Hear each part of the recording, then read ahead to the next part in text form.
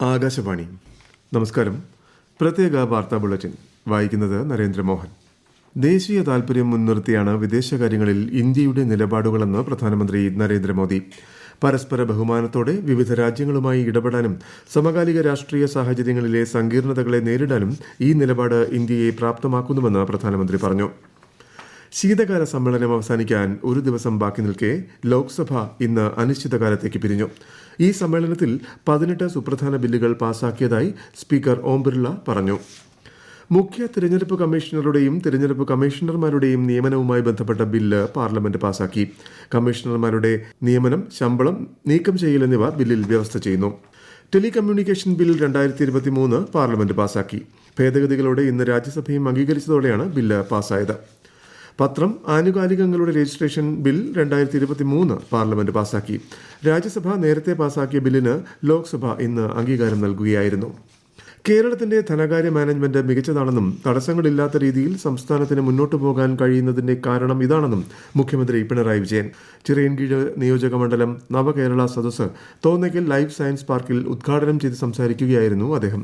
2016 ശേഷം ആഭ്യന്തര വളർച്ചാ നിരക്ക് 8% വർദ്ധിച്ചതായും തനത് വരുമാനം 41% ഉയർന്നതായും മുഖ്യമന്ത്രി പറഞ്ഞു. കേന്ദ്ര സർക്കാരിന്റെ വികസന ക്ഷേമ പദ്ധതികൾ ജനങ്ങളിലേക്ക് എത്തിക്കുന്നതിനായി സംഘടിപ്പിക്കുന്ന വികസിത് ഭാരത് സങ്കല്പ് യാത്ര സംസ്ഥാനത്ത് വിജയകരമായി പര്യടനം തുടരുന്നു. തിരുവനന്തപുരം ജില്ലയിലെ പോത്തൻകോട്, അണ്ടൂർക്കോണം ഗ്രാമപഞ്ചായത്ത്, ആലപ്പുഴയിലെ ചെട്ടികുളങ്ങര, കോട്ടയം കരൂർ, എറണാകുളം ജില്ലയിലെ ദർബാർ ഗ്രൗണ്ട്, തൃശൂർ ജില്ലയിലെ അടാട്ട് ഗ്രാമപഞ്ചായത്ത്, പാലക്കാട് ജില്ലയിലെ ഒറ്റപ്പാലം, വയനാട് ജില്ലയിലെ തവിഞ്ഞാൽ ഗ്രാമപഞ്ചായത്ത്, കണ്ണൂർ ജില്ലയിലെ പയ്യന്നൂർ നഗരസഭ എന്നിവിടങ്ങളിലാണ് വികസിത് ഭാരത് സങ്കല്പ് യാത്ര പര്യടനം നടത്തിയത്. സപ്ലൈകോയുടെ ആഭിമുഖ്യത്തിൽ ക്രിസ്മസ്, ന്യൂ ഇയർ ഫെയറുകളുടെ ഉദ്ഘാടനം മന്ത്രി GR അനിൽ തിരുവനന്തപുരത്ത് നിർവഹിച്ചു.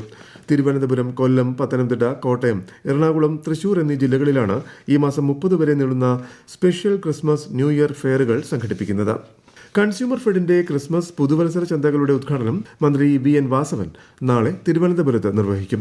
13 സബ്സിഡി ഇനങ്ങൾക്ക് പുറമെ സാധനങ്ങൾക്ക് പൊതുമാർക്കറ്റിനേക്കാൾ 30% മുതൽ 50% വരെ വിലക്കുറവും ഇവിടെയുണ്ടാകും. ഞായറാഴ്ച ഉൾപ്പെടെ ഡിസംബർ 30 വരെ ചന്തകൾ പ്രവർത്തിക്കും.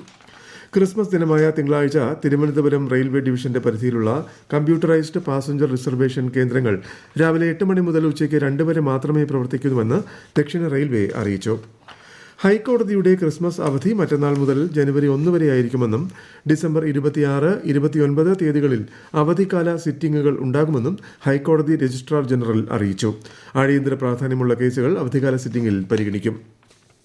നവകേരള സദസ്സിൽ പ്രതിഷേധിച്ച KSU യൂത്ത് കോൺഗ്രസ് പ്രവർത്തകർക്കെതിരെയുള്ള മർദ്ദനങ്ങളിൽ പ്രതിഷേധിച്ച് തിരുവനന്തപുരത്തെ പോലീസ് ആസ്ഥാനത്തേക്ക് KSU നടത്തിയ മാർച്ചിൽ സംഘർഷം. പോലീസ് ജലപീരങ്കി പ്രയോഗിച്ചു.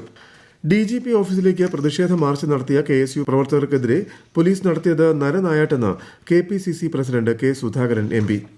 യൂത്ത് കോൺഗ്രസിന്റെ നേതൃത്വത്തിൽ വണ്ടിപ്പെരിയാർ പോലീസ് സ്റ്റേഷനിലേക്ക് നടന്ന പ്രതിഷേധ മാർച്ചിൽ സംഘർഷം.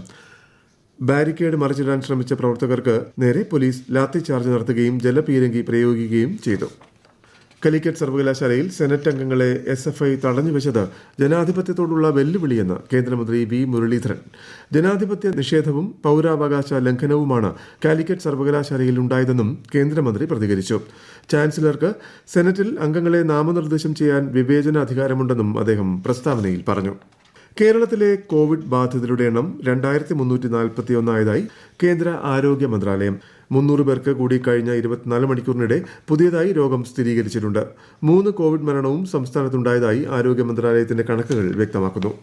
കശ്മീരിൽ പൂഞ്ച് ജില്ലയിലെ താൻമണ്ഡി മേഖലയിൽ സൈനിക വാഹനങ്ങൾക്ക് നേരെയുണ്ടായ ഭീകരാക്രമണത്തിൽ 3 സൈനികർ വീരമൃത്യു വരിക്കുകയും 3 പേർക്ക് പരിക്കേൽക്കുകയും ചെയ്തു. ആക്രമണത്തിൽ സൈന്യം ഉടൻ തിരിച്ചടിച്ചതായി പ്രതിരോധ വക്താവ് അറിയിച്ചു. ഇന്ത്യ ദക്ഷിണാഫ്രിക്ക ഏകദിന ക്രിക്കറ്റ് പരമ്പരയിലെ മൂന്നാമത്തേതും അവസാനത്തെയും മത്സരത്തിൽ ഇന്ത്യക്കെതിരെ ദക്ഷിണാഫ്രിക്കയ്ക്ക് 297 റൺസ് വിജയലക്ഷ്യം. നിശ്ചിത ഓവറിൽ 8 വിക്കറ്റ് നഷ്ടത്തിൽ 296 റൺസ് നേടുകയായിരുന്നു ഇന്ത്യ. സഞ്ജു സാംസൺ സെഞ്ചുറി നേടി. ഇന്ത്യൻ ഗുസ്തി ഫെഡറേഷന്റെ പ്രസിഡന്റായി സഞ്ജയ് സിംഗിനെ തിരഞ്ഞെടുത്തു. തിരഞ്ഞെടുപ്പിൽ ശ്രീ സഞ്ജയ് സിംഗിന് 40 വോട്ട് ലഭിച്ചു. എതിർ സ്ഥാനാർത്ഥിക്ക് 7 വോട്ടുകളാണ് ലഭിച്ചത്.